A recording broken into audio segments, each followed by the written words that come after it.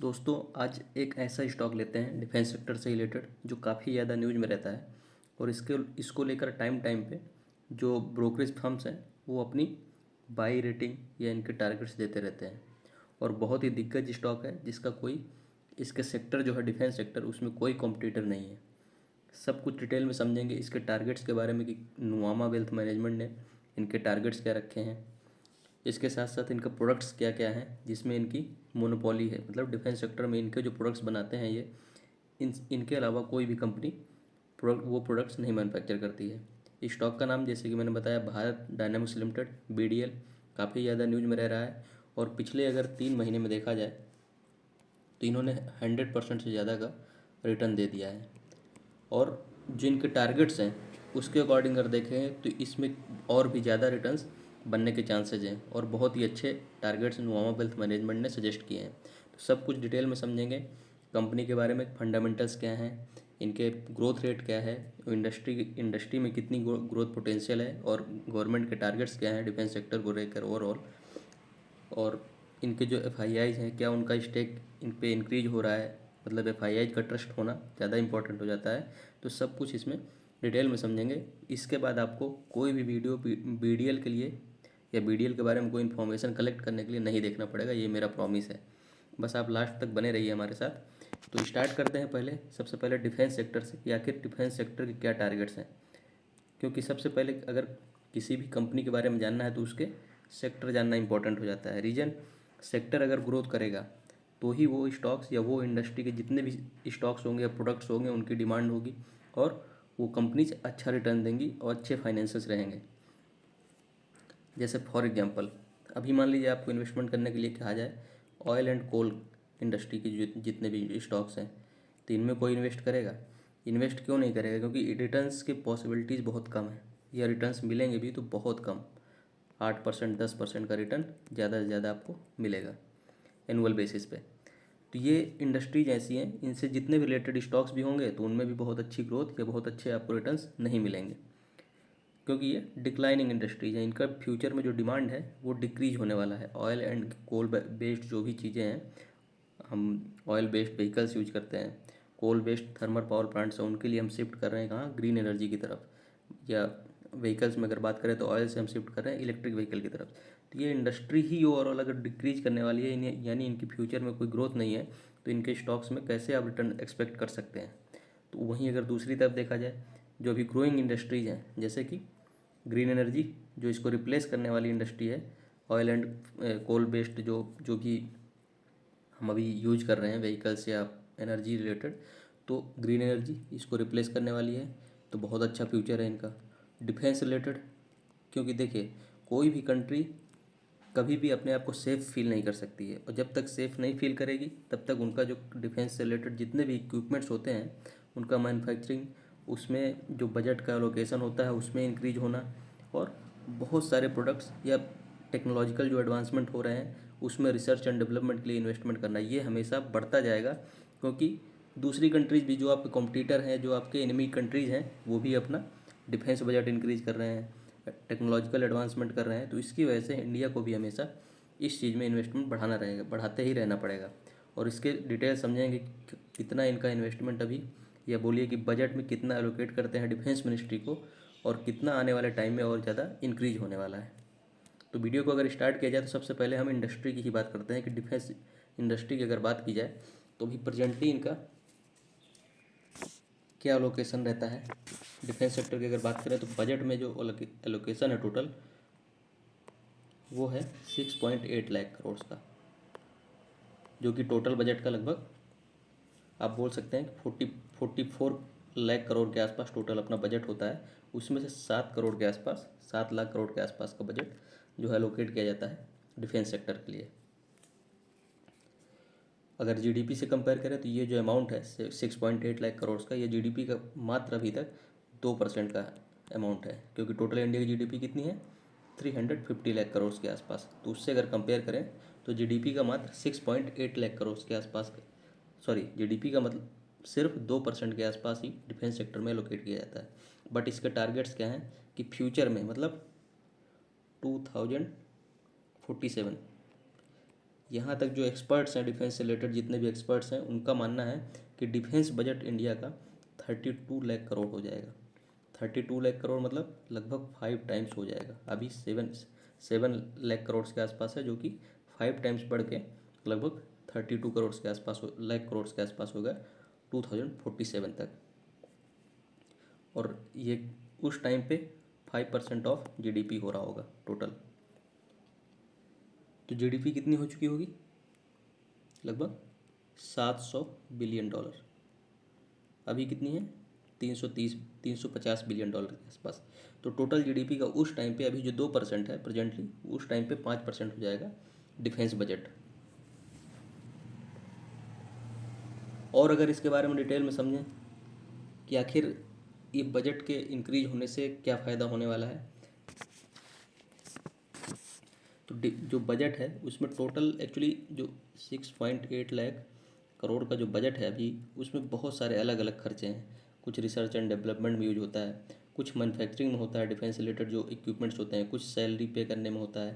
तो ये सारी जो सैलरी पे करना या डेली यूजेस एक्सपेंडिचर्स हैं, या रेवेन्यू एक्सपेंडिचर जिनको बोलिए, वो थोड़ा सा अभी ज़्यादा हैं। इनको कंट्रोल करके रिसर्च एंड डेवलपमेंट और जो आर्मी से रिलेटेड या डिफेंस से रिलेटेड इक्विपमेंट्स हैं, उनकी मैन्युफैक्चरिंग में अगर बजट के ज़्यादा पोर्शन एलोकेट किया जाएगा, तो आने वाले टाइम में काफ़ी ज़्यादा इससे डिफेंस मिनिस्ट्री को या अपने आर्म फोर्सेस जो हैं उनको फ़ायदा होने वाला है।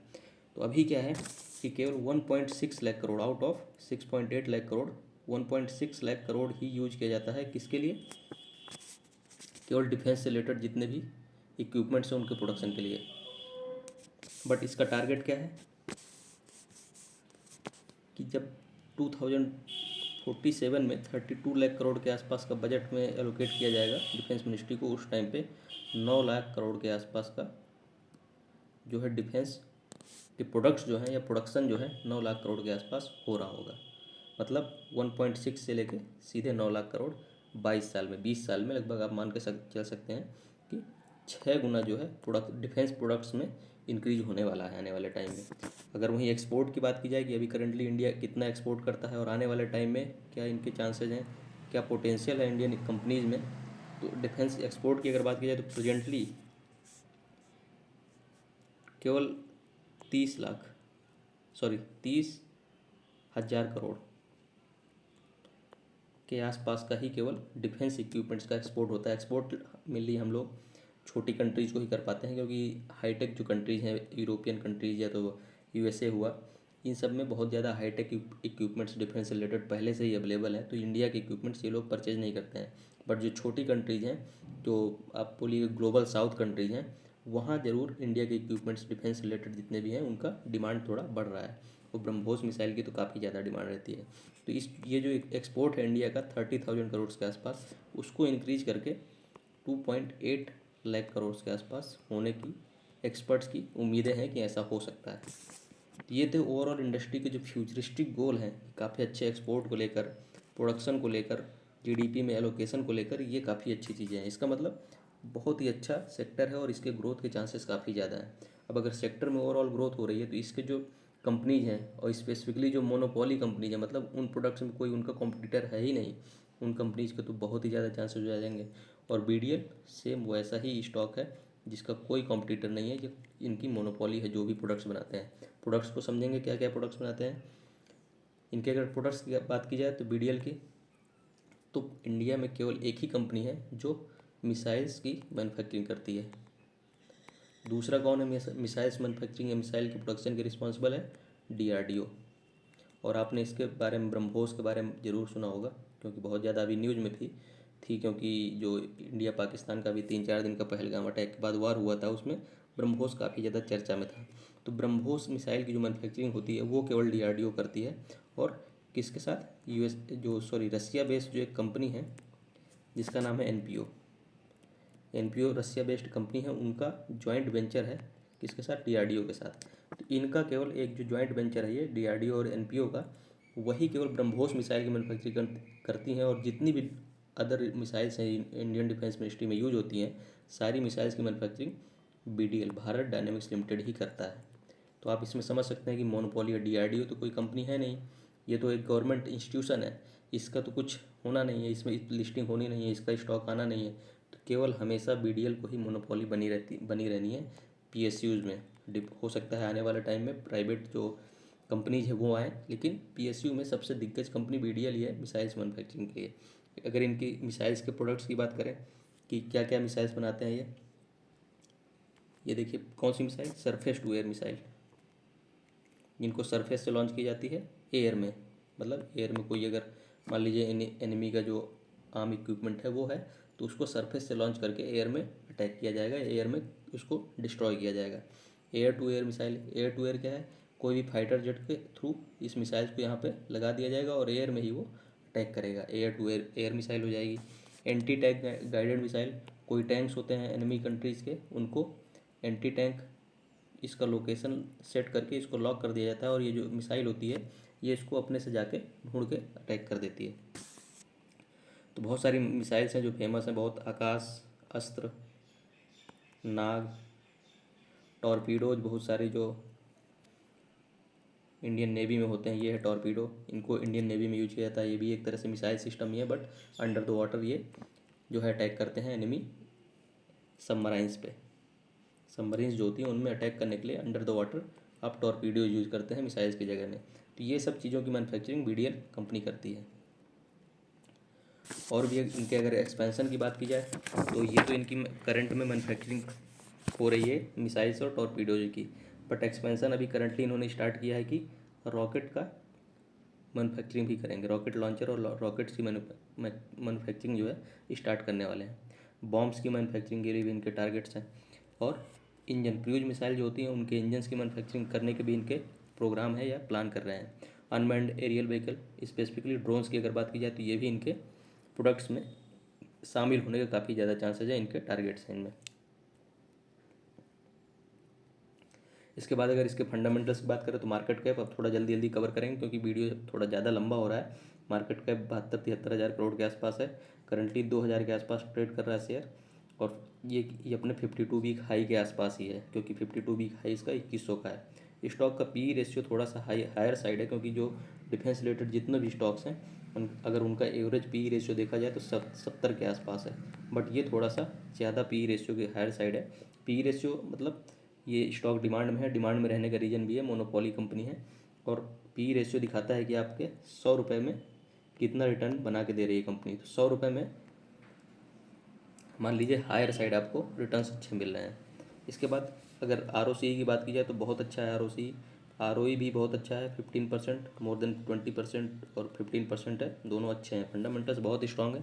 अगर एफ की शेयर होल्डिंग देखी जाए तो देखिए यहाँ क्वार्टरली बेसिस पे और ईयरली बेसिस पे दोनों में देखिए मार्च सितंबर महीने में देखा जाए तो 2.94 की थी, फिर इंक्रीज हुई दिसंबर में 3.09 हो गई, फिर इंक्रीज हुई 3.25% हो गई, जबकि ओवरऑल अगर मार्केट में देख रहे होंगे तो एफ बिकवाली कर रहे थे, बट यहाँ पे एफ का भरोसा ज़्यादा था और कंटिन्यू इन्होंने हर क्वार्टर पे अपना स्टेक इंक्रीज़ किया है, तो इससे आप समझ सकते हैं कि कंपनी कितनी स्ट्रांग है।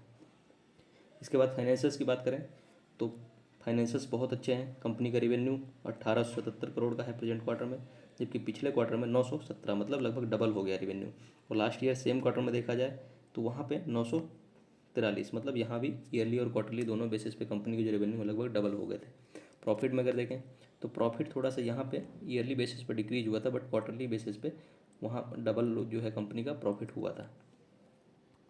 इसके बाद बीडीएल के सबसे लास्ट में अगर देखा जाए कि बीडीएल के टारगेट्स क्या हैं, या बीडीएल को जो कंपनीज हैं, ब्रोकरिंग फर्म्स हैं, नुआमा वेल्थ मैनेजमेंट, इन्होंने क्या टारगेट्स दिए हैं प्रेजेंट प्राइस से, मतलब 2000 प्राइस पे अभी कंपनी के जो शेयर वो ट्रेड कर रहा है, और मोर देन 100% जो है रिटर्न दे चुका है पिछले 3 मंथ में।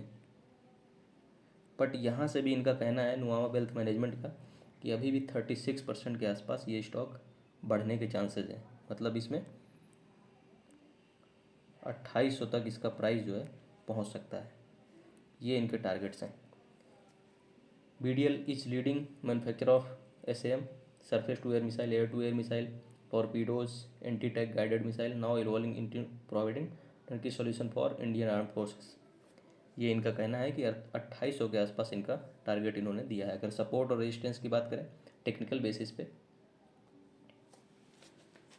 इससे पहले ऑर्डर बुक देख लेते हैं कंपनी का ऑर्डर बुक कितना है। ऑर्डर बुक करंटली अगर बात करें तो 22,700 करोड़ के आसपास इनका ऑर्डर बुक है। उसमें से लगभग 6,668 करोड़ इतना ऑर्डर बुक फाइनेंशियल ईयर 2025 में ही इनको मिला है। मतलब जो अभी मार्च 2025 फिनिश हुआ उस फाइनेंशियल ईयर में 6,668 करोड़ के ऑर्डर इनको रिसीव हुए हैं, जबकि टोटल ऑर्डर इनका अभी जो 23,000 करोड़ के आसपास है। सपोर्ट की अगर बात की जाए, अगर यहाँ से स्टॉक गिरता है तो सपोर्ट इनका टेक्निकल बेसिस पे 1,300 के आसपास होगा, बट रेजिस्टेंस यहाँ पर थोड़ा सा पेश करेगा स्टॉक 2,150 रुपीज़ पे। अगर इस लेवल को क्रॉस करता है, जो इनका टारगेट है 2,800 रुपीज़ का, उसको डेफिनेटली स्टॉक जो है अचीव करेगा। तो ये थोड़ा सा वीडियो लंबा हो गया बट फुल डिटेल है आपके लिए, और इसके अलावा आपको कोई भी डिटेल की रिक्वायरमेंट नहीं होगी। और सबसे इम्पॉर्टेंट है कि इंडस्ट्री जो है इसकी बहुत ही अच्छी ग्रोथ पोटेंशियल है इसमें। और ये स्टॉक है, इसको कई ब्रोकरेज फर्म ने बताया कि लगभग 60% के आसपास CAGR से ये स्टॉक जो है आने वाले 2-3 सालों में बढ़ने वाला है। मतलब आप इसमें कितने अच्छे रिटर्न्स बना सकते हैं ये आप इसमें एक्सपेक्ट कर सकते हैं, या उम्मीद अभी से कर सकते हैं कि 60% के CAGR से अगर स्टॉक बढ़ रहा है तो आपका जो प्राइस है स्टॉक का वो कितनी तेज़ी से बढ़ेगा और कितने ज़्यादा आपके रिटर्न्स बनने के चांसेज हैं। तो धन्यवाद, मिलते हैं अगले वीडियो में। लेकिन इस वीडियो से रिलेटेड जो भी आपकी इंक्वायरी है या कोई भी चीज़ आपको डाउट है पूछना चाहते हैं, मैंने पूरा कोशिश किया है कि हर चीज़ कवर करूँ मैं, बट अगर फिर भी कुछ चीज़ें रह गई हैं तो ज़रूर आप जो कमेंट सेक्शन में मुझसे पूछ सकते हैं। धन्यवाद, मिलते हैं अगले वीडियो में।